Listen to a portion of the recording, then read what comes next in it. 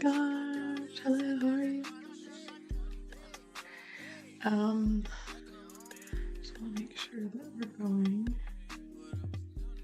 I'm on here a little bit. I'm late, but I shouldn't have said that. Okay, cool. So yeah, I wanted to talk about Substack growth and that kind of thing today. So I've had my Substack about a year and I've really loved it. I think it's great for beginners. I think it's an awesome platform. It's like their own community, which is really cool. So yeah, let's get to it. All right. So yeah, on here, just like growing my own newsletter and stuff like that, I've kind of learned a little bit about business and bringing value and like why you'd want to start a newsletter and how. So honestly, for me, I feel like a newsletter is like a little bit of a funnel, like putting whether you have like a podcast or YouTube channel or Kick or a newsletter. This is really awesome because it's going to be somewhere where you can put value and people can subscribe to that value. So you'll be putting in the value and you can build your email list. And as you go along your journey, you can provide even more value by having something that might not be free, a product of yours or as such. So I've been doing this newsletter for a year.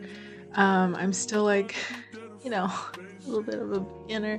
I think I could do a lot better with marketing and putting my newsletter out there and having it be my one place. I'm still like on the fence of like, should I have a website and have people go to my website in the newsletter, which I probably will, and I'll probably include it at some point. But right now I'm just like directing to the newsletter, and honestly, it has helped with growth. So like on social media and such like that. So yeah, a newsletter or, social media gets you seen. It's like a funnel. It's like people are going to be able to see that, okay, you're doing something, and they're going to be able to see whether or not they can get value out of what you're putting out. So yeah, that's kind of my reasoning for why I have my newsletter going. It's super fun. It's like allows me to express myself.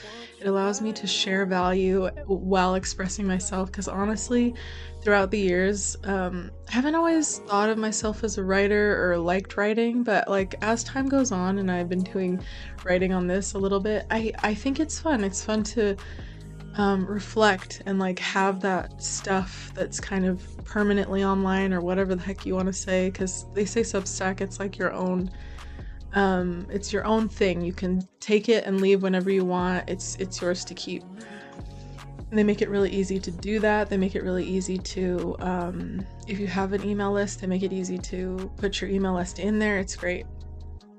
So yeah, but I don't know where I was going with that, but I've just learned that having that funnel is a great like starting point to grow to where you want to be. I think it's just awesome. So yeah. So let's get to the growth on Substack. So the first thing I want to talk about is like having a header. This is super important because having a header is it's gonna tell people like what value am I gonna get from going here, so when they go to this newsletter, it's like this is who I am, this is what we do, and this is the value you're gonna get from this newsletter. So having that in the beginning of it is really gonna help people decide if like, is this for me, So, okay, so let's go on to our next thing. You want to have a subscription button in your newsletter. Like, you want to make it as easy as possible for people to subscribe, have a freebie that they can get in their welcome email, so that they can be like, okay, like I'm getting like value already, and like this is for free. Like just give them reasons why they would want to do it and have like good value. and have the subscription button in there so when they read the newsletter, they'll know like, okay, this is so easy. Like I don't have to. The more clicks that they have to do somewhere else, the less likely they are to invest their time in doing that. So make it as easy as possible. Have a subscription button in the newsletter. Share your newsletter is number 3. You're gonna want to share your newsletter. Share it with friends. Share it with social media. Just share it all the time because that's really, really gonna help put yourself out there. Even if you're feeling like la la la, just keep growing your value, keep researching, keep seeing what other people are doing that works and flip it and make it work for you. So yeah, just keep sharing it, just keep sharing it, just keep sharing it. No matter like if it takes a long time, it's okay. Even like I don't know what I was saying, like my backtrack that I was thinking about, but even me, I'm still growing, still getting the hang of it, slowly climbing.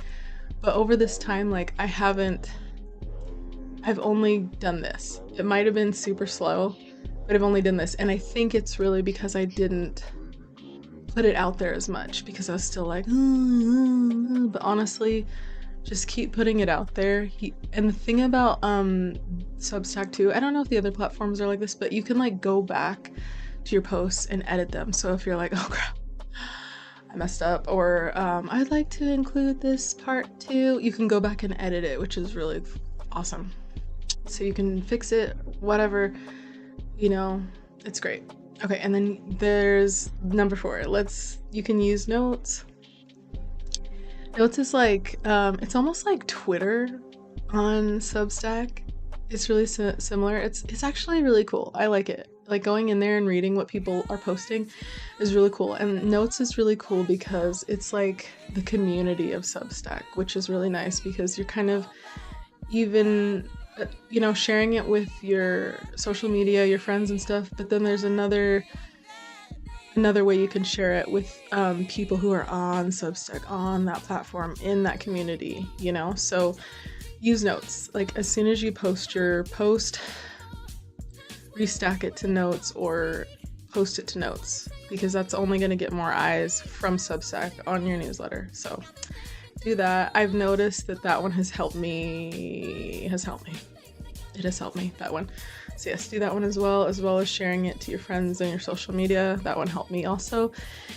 And then use number 5, use Substack recommendations. So this is like in your newsletter, you can kind of recommend other Substack newsletters. And doing this is just going to like share across different platforms so that everyone can get a turn to be seen. So, think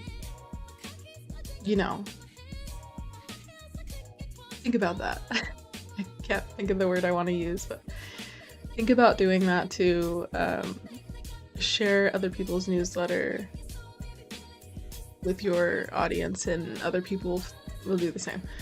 And then tags is another one. Everybody knows about the tags. There's a section when you write your post and you want to go to the next one, or you click next or continue, there'll be like a tag section, so you can like tag specifically what this post and this newsletter is about, and that's also going to help people who are searching for it find you. So yeah, so those are my 6 tips on growing your Substack.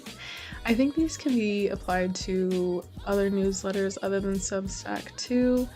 And yeah, I found that also I'm just gonna add something too, like on your business journey and stuff like that. I would really like recommend like sticking with like one thing. Like at first I was kind of like this and this and this and this and this, and honestly I think that's good too, but you should focus on this one thing, like a newsletter, and then you can kind of plug like your other stuff in there. Like if you look at mine, oh crap, it's not here, but my workout alarm is going off. Anyways, like you'll have your header, right? And then like in the bottom you can have a footer, and in the footer you should include stuff like Your Instagram, um, your store if you have one, um, your print on demand, whatever, your link to your contact page so people can work with you. So I have that stuff in mind. I think I must be in like the editing something or something like that, so it's not showing. But honestly, yeah,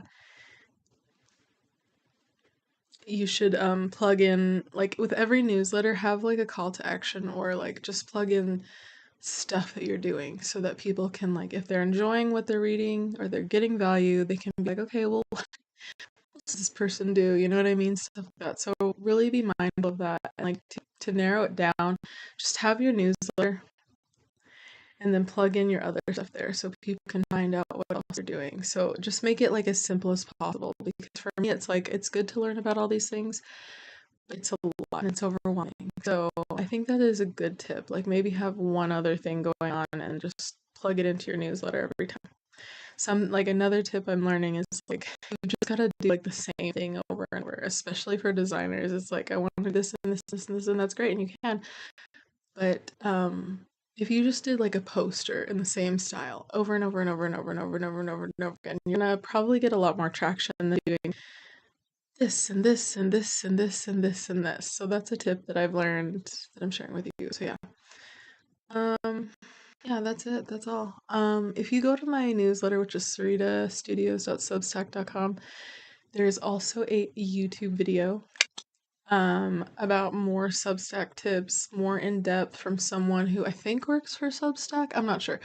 But there's so many great tips in that video. So if you go to saritastudios.substack.com, you can find the link to it in the Substack Growth post. So yeah, and that post is from June 26th, 2024. So yeah, good news is coming. Yeah. So yeah, I just posted another one too yesterday about free design software, so you should check that out too. Hopefully, I can do the recording for that on Thursday. We'll see. So, honestly, I should just do it now since I'm here, but I'll think about it. I don't know. So, yeah, that's all I have. I hope you enjoyed it. I hope you got some value out of that. And, yeah.